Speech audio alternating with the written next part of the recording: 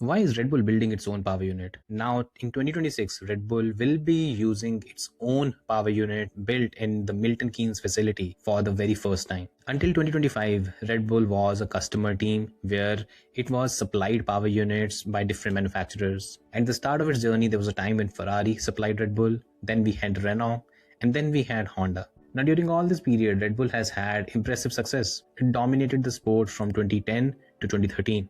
Max Verstappen won 4 consecutive championships from 2021 till 2024. Why is it then that Red Bull, despite achieving a lot of success, is looking to build its own power unit? Now, the reason behind it stems from what happened in 2014 and in 2021. Now, one of the major limitations for any team that does not build its own power unit is that it is still dependent on someone else for overall performance. Hence, it does not control all the variables that are needed to put together the complete package. This was a bit of a harsh realization for Red Bull as well in 2014, when team entered a new era where power unit was probably the most important factor when it came to the performance of the car.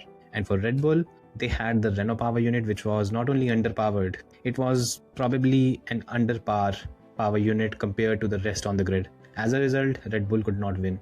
And this was despite the team having brilliant cars aerodynamically, but since they were underpowered, they could not win or fight for the championship. It wasn't until Red Bull joined hands with Honda that after 2019 and 2020, in 2021, Red Bull had a decent power unit with Honda and it could battle against Mercedes for the championship. Now, in 2021, when Red Bull was battling Mercedes for the championship, Honda announced that it would be leaving the sport in 2022. Yes, when the announcement was made, it put Red Bull once again on the back foot because it had no other option. If Honda left the sport, Ferrari, Mercedes or Renault were not going to supply Red Bull a power unit. And either ways, if Red Bull did end up getting a power unit, it might not be up to the mark. It was at this very point that Red Bull again found itself in a helpless position where it had to depend on someone else for one key variable of performance. This was precisely why Red Bull Powertrains was formed. And it was formed with the aim that the Red Bull team would now have its destiny in its own hands, whether it is with the power unit or with the chassis and the car.